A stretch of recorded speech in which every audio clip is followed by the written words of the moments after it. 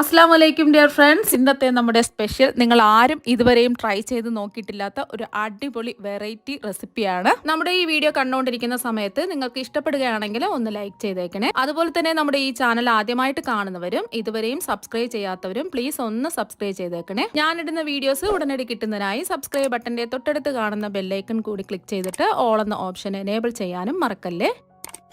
ആദ്യത്തിന് ഇതിനായിട്ട് ഞാനിവിടെ പാവയ്ക്കാണ് എടുത്തിട്ടുള്ളത്. അത്യാവശ്യം വലിപ്പമുള്ള 2 പാവയ്ക്ക ഇതായി എടുത്തിട്ടുണ്ട്. ഇനി പാവയ്ക്ക നല്ലതുപോലെ കഴുകി വൃത്തിയാക്കി എടുത്തതിന് ശേഷം റൗണ്ട് ആയിട്ടൊന്ന് കട്ട് ചെയ്യാം. കട്ട് ചെയ്തതിന് ശേഷം അതിൻ്റെ ഉള്ളിലുള്ള ആ കുരുവൊക്കെ എടുത്ത് മാറ്റാം. അപ്പോൾ 2 പാവയ്ക്കയും നല്ലതുപോലെ കഴുകി വൃത്തിയാക്കി എടുത്തതിന് ശേഷം ഇതുപോലെ റൗണ്ട് ആയിട്ട് ഇതാ കട്ട് ചെയ്തെടുത്തിട്ടുണ്ട്. ചെറിയ ഒരു കനത്തിൽ കട്ട് ചെയ്തെടുക്കുക. എന്നിട്ട് മുറ്റിയ കുരുവൊക്കെ എടുത്ത് മാറ്റിയിട്ടുണ്ട്. നമ്മൾ പിടിച്ച് നോക്കുമ്പോൾ അറിയാൻ പറ്റും നല്ല സോഫ്റ്റ് ആയിട്ടുള്ള പിഞ്ച് കുരുവൊക്കെ ഉണ്ടെന്നുണ്ടെങ്കിൽ എടുക്കേണ്ട ആവശ്യമില്ല.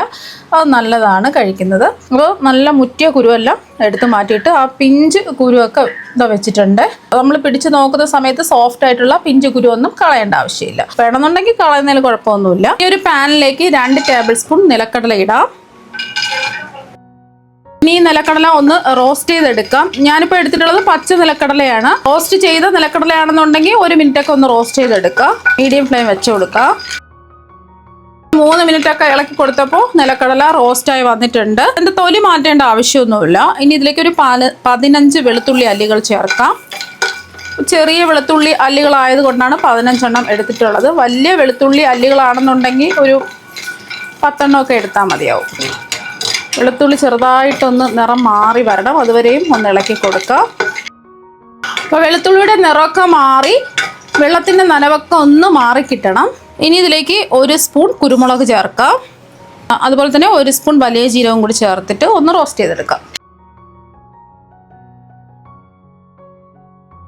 കുരുമുളകും വലിയ ജീരകവും ഇട്ട് കൊടുത്തതിന് ശേഷം ഒരു 1.5 മിനിറ്റൊക്കെ ഇളക്കി കൊടുത്തിട്ടേ ഉള്ളൂ. ഇപ്പം നല്ലൊരു മണം വരുന്നുണ്ട്. ഈ ഒരു സമയം നമുക്ക് ചൂട് മാറാൻ വേണ്ടിയിട്ട് ഇത് വേറൊരു പ്ലേറ്റിലേക്ക് മാറ്റാം. ചൂട് മാറിയതിന് ശേഷം മിക്സിയുടെ ചെറിയ ജാറിലിട്ടിട്ട് തരിതരിപ്പായിട്ട് വേണം ഇത് പൊടിച്ചെടുക്കാൻ. ഇനി അതേ പാനിൽ തന്നെ 1 ടേബിൾ സ്പൂൺ വെളിച്ചെണ്ണ ഒഴിച്ചു കൊടുക്കാം. വെളിച്ചെണ്ണയോ അല്ലെങ്കിൽ ഏതെങ്കിലും എണ്ണ എടുത്താലും മതി. വെളിച്ചെണ്ണ ആകുമ്പോൾ കുറച്ചും കൂടെ ടേസ്റ്റും ഫ്ലേവറും ഒക്കെ കിട്ടും. എണ്ണ ഒന്ന് ചൂടായതിന് ശേഷം നമ്മൾ റൗണ്ടായിട്ട് കട്ട് ചെയ്ത് വെച്ചിരിക്കുന്ന പാവയ്ക്ക ഇതിലേക്ക് ചേർക്കാം. എണ്ണ ചൂടായതിന് ശേഷം പാവയ്ക്ക ചേർത്ത് കൊടുക്കാം. ഇങ്ങനെ ചെയ്യുമ്പോൾ കയ്പ്പ് രസമൊക്കെ കുറഞ്ഞ് കിട്ടും.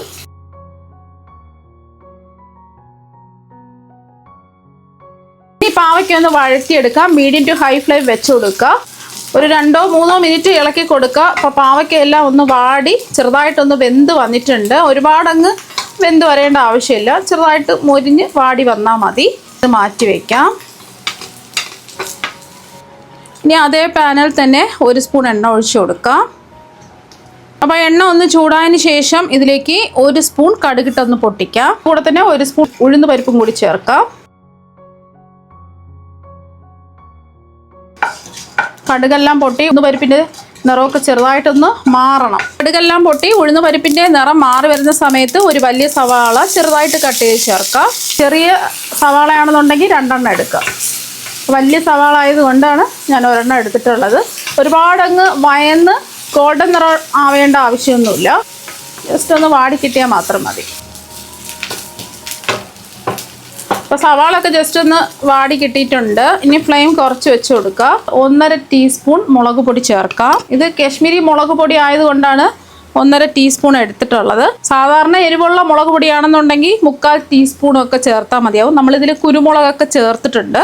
കുരുമുളക് ഇല്ലാന്നുണ്ടെങ്കിൽ കുരുമുളക് പൊടി ചേർത്താലും മതി. ഈ ഒരു സമയത്ത് നമ്മൾ എത്രയാണോ മുളക് പൊടി ചേർത്ത് കൊടുത്തിട്ടുള്ളത് അത്രയും തന്നെ മല്ലിപ്പൊടിയും ചേർക്കാം. 1.5 ടീസ്പൂൺ ചേർക്കാം. 1/4 ടീസ്പൂൺ മഞ്ഞൾപ്പൊടിയും കൂടി ചേർക്കാം. പൊടികളുടെ പച്ചമണം മാറി കിട്ടുന്നവരെ ഒന്ന് ഇളക്കി കൊടുക്കുക. പൊടികൾ ഇടുന്ന സമയത്ത് ഫ്ലെയിം കുറച്ച് വയ്ക്കുക. ഒരു 10 സെക്കൻഡ് ഒന്ന് ഇളക്കി കൊടുത്തതിന് ശേഷം ഒരു 10 സെക്കൻഡൊക്കെ ഇളക്കി കൊടുത്താൽ മതിയാവും. ഇനി പൊടികളുടെ പച്ചമണം മാറിയതിന് ശേഷം ഇതിലേക്ക് വലിയ തക്കാളി ചെറുതായിട്ട് കട്ട് ചെയ്ത് ചേർക്കാം. മീഡിയം സൈസ് തക്കാളി ആണെന്നുണ്ടെങ്കിൽ 2 എണ്ണം ചേർത്ത് കൊടുക്കുക. തക്കാളിയൊക്കെ ഒന്ന് വാടി വരണം. അപ്പോൾ തക്കാളിയും കൂടെ ചേർക്കുമ്പോഴാണ് ഇതിന് നല്ല ടേസ്റ്റ് കിട്ടുന്നത്. തക്കാളി കുറച്ച് കൂടുതൽ ചേർത്തു എന്ന് പറഞ്ഞിട്ട് ടേസ്റ്റ് കൂടേ ഉള്ളൂ. ഇനി ഇത് മൂടി വെച്ച് നമുക്കൊന്ന് തക്കാളി ഒന്ന് വേവുന്ന വരെ ഒന്ന് വെയിറ്റ് ചെയ്യാം. ഫ്ലെയിം കുറച്ച് വയ്ക്കുക, മൂടി വെച്ച് കൊടുക്കുക. ഈ തക്കാളി എല്ലാം വയന്ന് ഒന്ന് തുറന്ന് നോക്കാം. ഇടയ്ക്കൊന്ന് ഇളക്കി കൊടുത്തിട്ടുണ്ടായിരുന്നു. അപ്പോൾ തക്കാളിയൊക്കെ വാടി വെന്തൊക്കെ വന്നിട്ടുണ്ട്. വേണമെന്നുണ്ടെങ്കിൽ ഇതുപോലെ ഒന്ന് ഉടച്ചു കൊടുക്കാം. ഇനി ഇതിലേക്ക് നമ്മൾ വഴറ്റി എടുത്ത് വെച്ചിരിക്കുന്ന പാവയ്ക്ക അങ്ങ് ചേർത്ത് കൊടുക്കാം. ഒന്ന് ഇളക്കി കൊടുക്കാം. പാവയ്ക്ക ഒരു പകുതി ഭാഗം മാത്രമേ വെന്ത് വന്നിട്ടുള്ളൂ. ഇനി വെന്ത് വരാനുണ്ട്. അപ്പം ഒന്ന് ഇളക്കി കൊടുത്തതിന് ശേഷം ഇതിലേക്ക് ഇനി പാവയ്ക്ക വെന്ത് വരുന്നതിന് ആവശ്യമായിട്ടുള്ള വെള്ളവും കൂടി ഒഴിച്ചു കൊടുക്കാം. എത്രയാണോ നിങ്ങൾക്ക് ഗ്രേവി വേണ്ടത് അതിനനുസരിച്ചിട്ട് വേണം വെള്ളം ഒഴിച്ചു കൊടുക്കാൻ. 1.5 കപ്പ് വെള്ളമാണ് ഒഴിച്ചു കൊടുക്കുന്നത്. നമ്മൾ ഉപ്പൊന്നും ചേർത്തിട്ടില്ല. ആവശ്യത്തിനുള്ള ഉപ്പും കൂടി ചേർത്ത് കൊടുക്കാം. കുറുകി വേണമെന്നുണ്ടെങ്കിൽ ഇത്രയും വെള്ളം മതി. കുറച്ചും കൂടെ കുറുകിയ ചാറല്ല, കുറച്ചും കൂടെ ലൂസായിട്ടാണ് നിങ്ങൾക്ക് ഈ ഗ്രേവി വേണ്ടതെങ്കിൽ കുറച്ചും കൂടെ വെള്ളം ഒഴിക്കുക. ഒരു 2 കപ്പ് വെള്ളമൊക്കെ ഒഴിക്കുക. നമ്മൾ പിന്നെ ഇതിൽ പുളി വെള്ളം കൂടെ ചേർക്കുന്നുണ്ട്. അപ്പം ഇതിനാവശ്യമായിട്ടുള്ള ഉപ്പ് ചേർക്കാം. ഒരു 3/4 ടീസ്പൂൺ ഉപ്പാണ് ചേർക്കുന്നത്.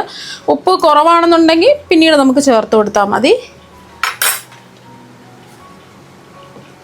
ഒന്ന് ഇളക്കി കൊടുത്തതിന് ശേഷം മൂടി വെച്ച് ഒന്ന് വേവിച്ചിട്ടെടുക്കാം. ലോ ടു മീഡിയം ഫ്ലെയിം വെച്ച് കൊടുക്കുക. ഇനി പാവയ്ക്കെല്ലാം വെന്ത് വന്നിട്ടുണ്ടെന്ന് ചെക്ക് ചെയ്ത് നോക്കുക. അപ്പോൾ നമ്മൾ ഒഴിച്ചു കൊടുത്ത വെള്ളമൊക്കെ വറ്റി പാവയ്ക്കെല്ലാം വെന്ത് വന്നിട്ടുണ്ട്. ഒന്ന് പ്രസ് ചെയ്ത് നോക്കുമ്പോൾ ഇതാ കണ്ടില്ലേ, ഇതുപോലെ വെന്ത് വരണം. പാവയ്ക്ക ഒരുപാട് നല്ലതാണ് ആരോഗ്യത്തിന്. ആഴ്ചയിൽ 3 ദിവസമെങ്കിലും ആഴ്ചയിൽ കഴിക്കുന്നത് നല്ലതായിരിക്കും. വരാനിരിക്കുന്ന അസുഖങ്ങളെ തടയാനും അതുപോലെ തന്നെ പ്രമേഹ രോഗികൾക്കൊക്കെ ഈ പാവയ്ക്ക കഴിക്കുന്നത് ഒരുപാട് നല്ലതാണ്. ഇങ്ങനെ ചെയ്യുമ്പോൾ കയ്പില്ലാതെ നമുക്ക് കഴിക്കാൻ പറ്റും. ഇനി ഇതിലേക്ക് പുളിവെള്ളം പിഴിഞ്ഞത് ഒഴിച്ചു കൊടുക്കാം. ഞാനിപ്പോൾ ഒരു 1/2 കപ്പ് പുളിവെള്ളമാണ് ഒഴിച്ചു കൊടുക്കുന്നത്. ചെറിയൊരു വലിപ്പത്തിലുള്ള പുളി 1/2 കപ്പ് വെള്ളത്തിൽ പിഴിഞ്ഞ് എടുത്തിട്ടുള്ളതാണ്. ഒരുപാട് പുളി ചേർക്കരുത്. നമ്മളിതിൽ തക്കാളിയൊക്കെ ചേർത്തിട്ടുണ്ട്. ഒരുപാട് പുളിപ്പായി പോയാൽ ടേസ്റ്റ് ഉണ്ടാവില്ല. ചെറിയൊരു നെല്ലിക്ക വലിപ്പത്തിൽ പുളി 1/2 കപ്പ് വെള്ളത്തിൽ പിഴിഞ്ഞൊഴിക്കാം. ഒന്ന് തിളച്ച് വരുന്ന സമയത്ത് തരിതരിപ്പായിട്ട് പൊടിച്ചെടുത്തിട്ടുണ്ട്. ഒരുപാട് പൗഡറായിട്ട് പൊടിക്കരുത്. ഇതുപോലെ തരിതരിപ്പായിട്ട് പൊടിച്ചത് ഇതിലേക്ക് അങ്ങ് ചേർത്ത് കൊടുക്കുക. ഇത് ചേർക്കുമ്പോഴാണ് ഇതിന് കൂടുതൽ ടേസ്റ്റ് കിട്ടുന്നത്. അപ്പോൾ ഇതും കൂടി ചേർക്കുമ്പോൾ ഒന്ന് കുറുകി വരും. ഫ്ലെയിം കുറച്ച് തന്നെ വെക്കുക. എണ്ണയൊക്കെ ഒന്ന് തെളിഞ്ഞ് വരണം. ഈ ഒരു സമയം ഉപ്പൊക്കെ ഒന്ന് ചെക്ക് ചെയ്ത് നോക്കുക. ഇത് ചോറിൻ്റെ കൂടെ കഴിക്കാൻ വേറെ ഒരു കറിയുടെ ആവശ്യമില്ല. അതുപോലെ തന്നെ ഇഡലി, ദോശ, ചപ്പാത്തി ഇതിൻ്റെ കൂടെയൊക്കെ നമുക്ക് കഴിക്കാവുന്നതാണ്. ഈ ഒരു സമയം ഉപ്പുണ്ടോ എന്ന് ചെക്ക് ചെയ്ത് നോക്കുക. ഉപ്പ് കുറവായതുകൊണ്ട് ഒരു 1/4 ടീസ്പൂൺ ഉപ്പും കൂടി ചേർക്കാം. അപ്പോൾ അതൊന്ന് കുറുകി വന്നിട്ടുണ്ട്. ഇനി ഇതിലേക്ക് നമ്മൾ ചേർത്ത് കൊടുക്കുന്നത് ഒരു പുളിപ്പുണ്ടാവും, ചെറിയ ഒരു എരിവുണ്ടാവും. ആ പാവയ്ക്കയുടെ ആ ഒരു ടേസ്റ്റ് ചെറിയ ഒരു കയ്പുണ്ടാവില്ല, എന്നാലും ചെറിയൊരു കയ്പുണ്ടാവും. അതെല്ലാം ഒന്ന് ബാലൻസ് ചെയ്യാൻ വേണ്ടിയിട്ട് ഒരു 1/4 ടീസ്പൂൺ ശർക്കര പൊടിച്ചത് ചേർത്ത് കൊടുക്കാം. 1/2 ടീസ്പൂൺ വേണമെങ്കിലും ചേർത്ത് കൊടുക്കാം. വേണ്ട നിങ്ങൾക്ക് ശർക്കര പൊടിച്ചത് ചേർക്കണ്ട എന്നാൽ അത് ഒഴിവാക്കാം. വേണമെങ്കിൽ മാത്രം ചേർത്ത് കൊടുത്താൽ മതി. നമ്മുടെ കൊച്ചു കുട്ടികൾക്കൊക്കെ കഴിക്കുകയാണെന്നുണ്ടെങ്കിൽ കുറച്ച് ശർക്കര പൊടിച്ചത് ചേർത്തിട്ട് ചെയ്ത് കൊടുക്കുകയാണെന്നുണ്ടെങ്കിൽ പറയാനൊന്നുമില്ല, ഒരു രക്ഷയില്ലാത്ത ടേസ്റ്റാണ്. കയ്പൊന്നുമില്ല. ഇങ്ങനെ ചെയ്ത് നോക്കാം. ഇനി ഇതിലേക്ക് കുറച്ച് മല്ലിയിലയോ കറിവേപ്പിലയോ ഒക്കെ ഇട്ട് കൊടുക്കാം. പിന്നെ നിങ്ങൾ പ്രമേഹ രോഗികൾക്കൊക്കെയാണ് ഇത് തയ്യാറാക്കി കൊടുക്കുകയാണെന്നുണ്ടെങ്കിൽ ശർക്കര ചേർക്കാതെ എടുക്കുക. വലിയൊരു കയ്പൊന്നും ഉണ്ടാവില്ല. നല്ലൊരു പ്രത്യേക ടേസ്റ്റ് ആയിരിക്കും. അപ്പോൾ കുട്ടികൾക്കൊക്കെ കൊടുക്കുകയാണെന്നുണ്ടെങ്കിൽ കുറച്ച് ശർക്കര പൊടിച്ചതും കൂടെ ചേർത്തിട്ട് ചെയ്ത് കൊടുക്കാം. ഇനി കുറച്ച് കറിവേപ്പില കൈകൊണ്ട് മുറിച്ചിട്ട് കൊടുക്കാം. അപ്പോൾ പാവയ്ക്ക വെച്ചിട്ടുള്ള അടിപൊളി കറി ഇതാ ഇവിടെ റെഡി ആയിട്ടുണ്ട്. ചോറിൻ്റെ കൂടെ പ്രത്യേകിച്ച് പറയാനൊന്നുമില്ല, അടിപൊളി ടേസ്റ്റാണ്. ഒരു പ്രാവശ്യം എന്തായാലും ഇതുപോലെ ഒന്ന് തയ്യാറാക്കി നോക്കുക. കുട്ടികൾക്കും മുതിർന്നവർക്കും എല്ലാവർക്കും ഒരുപോലെ ഇഷ്ടപ്പെടുന്ന ഒരു കറിയാണ്. പാവയ്ക്കൊക്കെ നല്ലതുപോലെ വെന്തൊക്കെ വന്നിട്ടുണ്ട്. അപ്പോൾ നിങ്ങൾ എന്തായാലും ഇതുപോലെ പാവയ്ക്ക വെച്ചിട്ട് ഒരു പ്രാവശ്യം ഇതുപോലെ കറി തയ്യാറാക്കി നോക്കുക. തീർച്ചയായും നിങ്ങൾക്ക് എല്ലാവർക്കും ഒരുപാട് ഇഷ്ടമാകും. അപ്പോൾ നമുക്ക് മറ്റൊരു വെറൈറ്റി വീഡിയോ ആയിട്ട് വീണ്ടും കാണാം. താങ്ക്